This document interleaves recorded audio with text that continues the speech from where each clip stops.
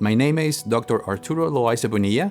I'm a medical oncologist and the Vice Chairman of the Department of Medical Oncology at Cancer Treatment Centers of America.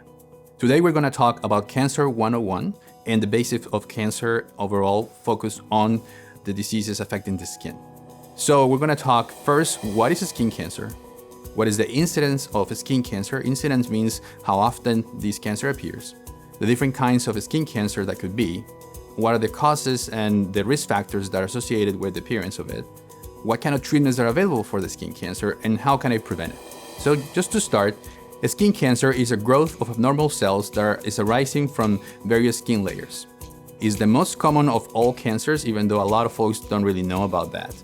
And it is related to ultraviolet or UV light, which is coming from the sun, and from tanning beds as well. How often is this cancer appearing in the United States? Actually, more than 1 million new cases of basal cell carcinoma and squamous cell carcinoma are diagnosed annually. And I'll go into a little bit deeper information about those cancer types. Each year in the United States, over 5.4 million cases of non-melanoma skin cancers are treated in more than 3.3 million people. 1 in 5 Americans will develop skin cancer in the course of their lifetime, so it's a pretty prevalent disease. Basal cell carcinoma, among all these cancer types, is the most common one. And melanoma, which you probably have heard about, is the most serious form of skin cancer that can appear. In a given year, the American Cancer Society estimates that over 75,000 new cases of melanoma will be diagnosed, and over 10,000 patients will suffer and die from this disease. The best treatment, quote unquote, for this cancer is prevention. First thing is make sure that you limit the UV light exposure. So get away from the sun when the sun is very bright. Limit the sunlight exposure, that's what we call it, but it could be from tanning beds, tanning lamps, or sun lamps. So I know you'll want to look great on that skin and looking like you're summer ready, but be careful because that sun or that UV light is going to be harmful for your skin. You should also try to protect your skin with clothing. So whenever the sun is very, very bright, just try to wear hats, wear also broad spectrum sunscreen with an SPF. You may have seen those numbers in the bottles of sunscreen, at least 30 or above. Do not use sunscreen just to stay out of the sun longer, because some folks do that. I have heard countless patients that they say, okay, doctor, I'm fine. I use SPF 50 and that way I can stay like 2-3 hours in the sun and I'm going to have a nice tan. Well, probably you get some sunburn from that and that leads to sun tanning, quote unquote, but you are going to have an increased risk of cancer and you have to be very careful about that too.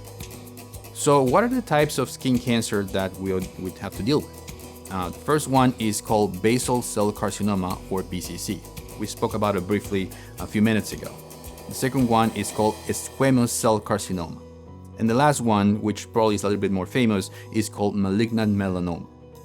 The risk factors for basal cell carcinoma and squamous cell carcinoma are a little bit similar. For both of these cancers, the major risk factor is having fair skin, having blue eyes, and red hair. Also, family history. So there's certain patients that actually have genetic syndromes that may predispose you to have more cancer because your DNA is not repaired appropriately. That means that when the sun comes in and damages the DNA, you don't have a good repair system that makes the cancer not really appear. The other component is chronic sun exposure. So not everyone has blue eyes, red hair, or fair skin is going to have the same kind of cancer. It depends also on the amount of sun exposure or UV light exposure that you get.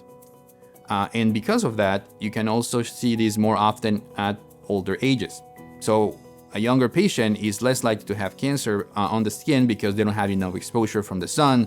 And that's why you have to be very proactive and think, okay, should I just be on the sun at my young age right now? If I really want to live many years of healthy lives, then you just better be careful with that sun. And lastly, there's a few environmental factors, including arsenic and tar, which I know they're kind of odd to have, but still they're reported in the literature to be related with cancer.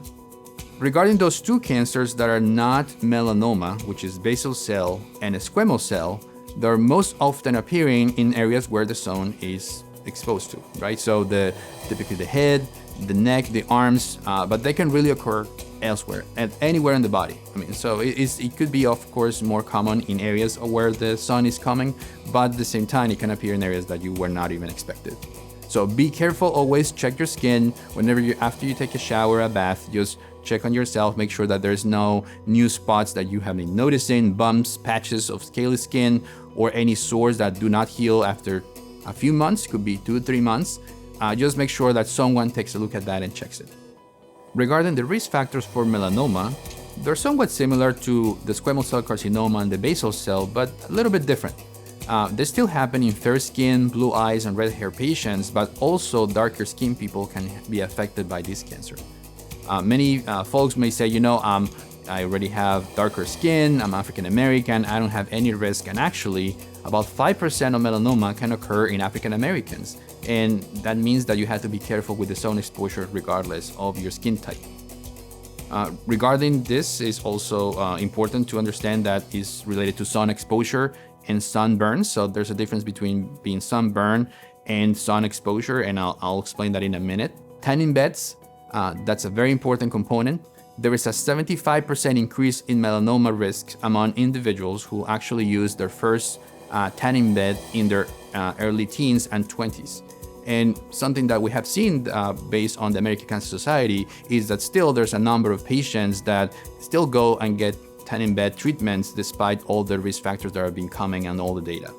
Another risk factor that is important to understand is the presence of freckles and multiple nevi. When we call nevi, it's like moles. So basically looking at the tiny black spots you have in your skin and count them. If you have more than 50, there's an increased risk of melanoma. So just be careful, take a look at them and see how they evolve, how they change over time. And lastly, family history. As I mentioned earlier, those genetic syndromes that could be attributed to cancer as well. In melanoma, there is a way to memorize, or a mnemonic, to understand how to follow those different spots over time and see how they evolve. And we call that the ABCD of melanoma, which is basically an acronym for different things that we want to look for in those spots. So A stands for asymmetry. So asymmetry, basically looking that one portion of the mole doesn't match the other. The second one is the borders. Are they very clean? Are those edges irregular, notched, or blurred? And when they're blurred and when they're kind of patchy looking, then we're concerned about. C is color. We want to see a mole that is actually very, very well defined, that has a single color, there's no change across the tumor or the spot that we're looking at. And if there's a lot of different shades of black or brown or patchy colors, that's a red flag. And D stands for diameter, which is basically we look at the spot and we measure if it's less or more than 6 millimeters. Anything larger than 6 millimeters is actually concerning. One last one that I always look at that is not really included officially is E. E means evolution. So you want to see if those changes happen over time. The quicker those changes happen over time, the more concerning they are as well. So maybe it's the A, B, C, D, E of melanoma. And why is this important? Because the A, B, C, D translates into prognosis. So good prognosis, bad prognosis, it all depends on how advanced this melanoma is within the skin. So most of these cancers appear at the surface of the skin, right? We have different layers in the skin, and the melanoma is comprised of these tiny cells called melanocytes, which are basically the cells that give color to the skin. The more melanocytes, it makes the darker skin, and the opposite. You have less melanocytes, the skin is going to be fairer, and that's the difference between those different layers of skin. So, a good prognosis melanoma will be one where those cells of melanoma, those melanocytes that are abnormal, they are not really that deep into the skin. They haven't really gone to the point that they really want to escape and going elsewhere outside of the skin. And that's called the Breslow depth. It just basically stands for the person who described it in the first place and showed that it was validated to call it for prognosis. So a good prognosis is a Breslow of less than 1 millimeter in depth inside of the skin layers. An intermediate prognosis is a number between 1 and 4, and bad prognosis is anything that goes over 4 millimeters in depth within the skin. Once we have made the diagnosis of melanoma, we want to figure out how to treat it. So of course, the earlier the better, And if we can detect it earlier, just by doing the skin exam that we talk about and looking for abnormal spots, then the quickest thing to do is do an excision, which means a removal surgically of that spot, making sure all the margins are clean and that there's really nothing left behind. Once a removal of the tumor has been done, then we look at how big it was. So we call it in situ, or basically a very, very early melanoma when it's about 5 millimeters. When it's invasive, typically it means that there is between 1 and 3 centimeters of margin. Around margin is basically the edges of what we just removed, depending on the depth of invasion, as we mentioned earlier on those Breslow categories and scores. When that happens, there's an opportunity for us to just go deeper into the tissue and trying to figure out if this cancer was really trying to invade outside of the skin. And the first place that they go is those little escape pods, which are called lymph nodes. Lymph nodes are basically everywhere in the body, and they're aimed to be police stations for the immune system to go and attack whenever there's a need. But also the normal cells don't typically go there, but cancer cells realize that there's a connection with the bloodstream between the lymph nodes and the skin and other organs. So they really want to go after they surpass the barrier of the skin, they want to go to the lymph nodes, and that's what we have to look for those cancer cells first to see if they're really trying to escape. So patients get something called a sentinel lymph node biopsy. Sentinel because that's the first station where we think the cancer may appear, and we do a biopsy there and take that lymph node out. If we see there's cancer in that spot, then we know that we need to be more aggressive on the treatment. Typically that means there's a more advanced stage of the cancer, and we need to do something else, including more surgery, for example, or doing approaches like immunotherapy or targeted treatments, depending on all that. When the cancer is fully advanced, then we have to start to look for other options. Many times clinical trials are very, very important at this moment. And also doing genomic testing, looking for mutations in a gene called BRAF, which can be targeted in about half of the patients with melanoma. And also immune therapy, because immunotherapy now, particularly combinations of different immune therapy approaches, have really led to a remarkable survival and improvement in the lives of many patients with melanoma. So really something that you should look for and ask your doctor once you are unfortunately diagnosed with that stage. So now we spoke about all the different things about these cancers and the skin. So what can we do for screening? How can we detect it early so we don't have to go through all those treatments that we described? So the first thing is get a cancer-related checkup by a physician, including a skin examination, typically every 3 years between the ages of 20 and 40, and then annually after the age of 40. So basically go and see your doctor and make sure that you discuss everything, including skin health. See a physician if you notice any new lesions or spots that do not go away after 2 to 3 months. Check your own skin monthly and involve a partner, someone who lives with you, and look at areas of the skin that you are really unable to visualize, and use a mirror as well, just to make sure that you're looking for areas that are hard to see. Regarding skin cancer prevention, we touched base on some of these points earlier. The first thing is staying in shade when outside, especially during the hottest part of the day. The sun is brighter typically between 10 in the morning and 3 p.m. in the afternoon, so just be very mindful of that period of time.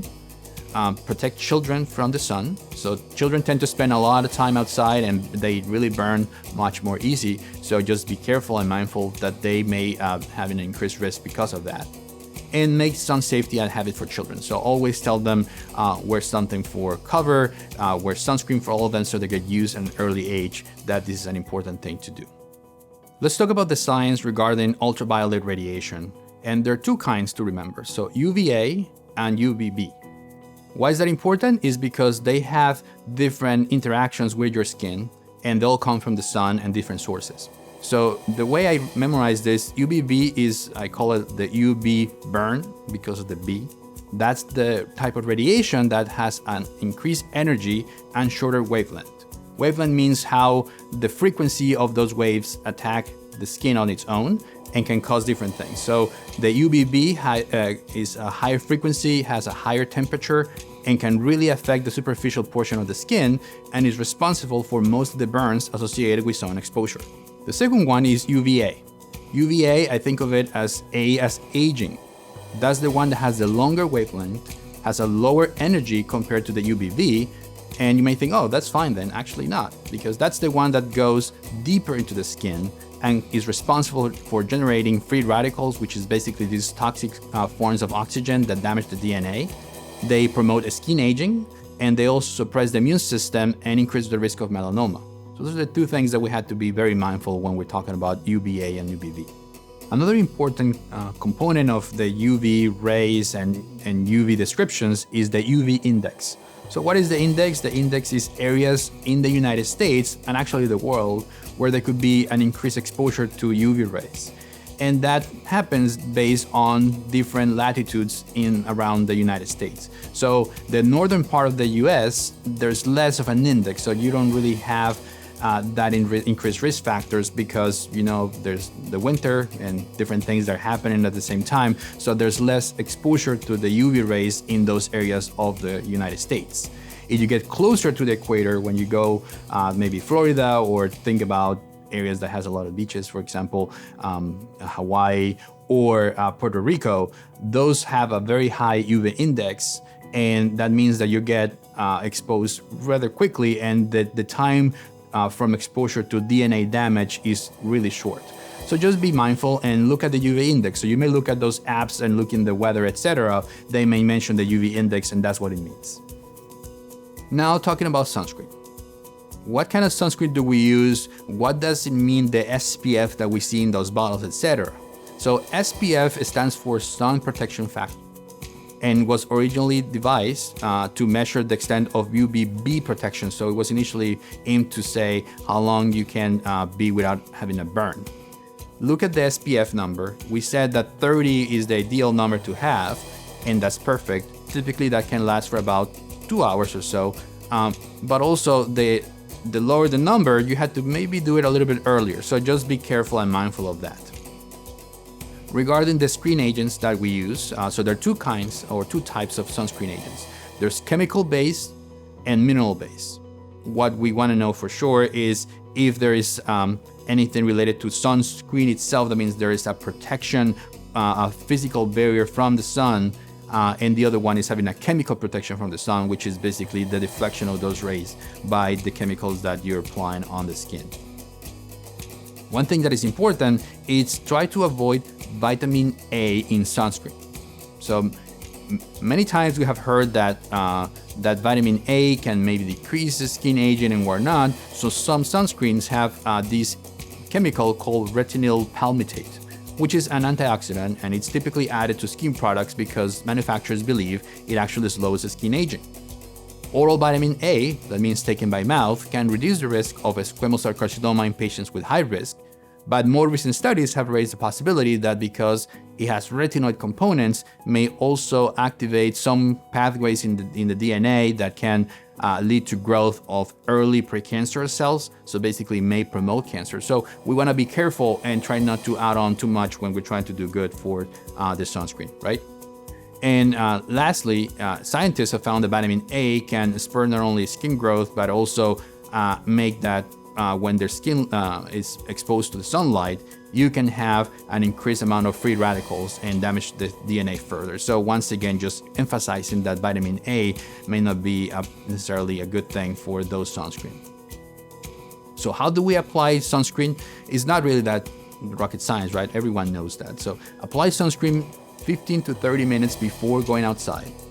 For lotions, apply 1 teaspoon per body part. So basically make sure that you have about 5 teaspoons for this. So 1 for the face, head and neck, 1 for each arm, 1 for each leg, 1 for the chest and abdomen, and 1 for the back. And have someone ask you and help you for those areas that are hard to reach. You try to reapply this every 2 hours and after swimming, because you know this, even they say they're waterproof. Many of those sunscreens, they may be removed after we get into the water. Avoid any sprays in children, not because it's not effective for the skin barrier, but because you can inhale that sunscreen. So you don't want any of those chemicals coming in the airways of children. And one thing that I think is very important, and I was mentioning earlier, is do not rely on sunscreen alone. Make sure you are putting in the shade, you make sure you put a hat, because many times we just have the false expectation that because the SPF is higher, then we're just gonna be just fine. And that's just one of the measures to prevent cancer. So it's something very to have to be top of mind. Controversies with sunscreen, I mentioned it a second ago. Higher SPF may not always be better, as it may give users a false sense of security. There is also oxybenzone, which is this chemical specifically found in some sunscreens. It's a popular UVB protector that may mimic hormones, and it's absorbed to the skin and may disrupt normal hormonal pathways. So just be careful about that specific chemical. Look at the back of the label and see what they have, because that can make a difference. And also look at the mineral-based, which is the zinc oxide, the titanium oxide sunscreen, which may be a safer alternative for infants and children. Why? Because there's really no, everything's chemical, but the way these mineral-based sunscreens work is that they do a physical barrier. Like similar to when you see folks putting mud on their face when they're trying to avoid the sun in all those wild episodes of reality TV. That's exactly what happens. You're just making that physical barrier, and that prevents the UV light to come into your skin. Thank you for joining us today in this hopefully informative report on skin cancer and ways to detect it, prevent it, and treat it if it's needed. Once again, be very mindful of the sun, and it could be your friend, but too much of it could be harmful, so just be careful. For more information on skin cancer prevention and other things you want to know about cancer, please visit cancercenter.com.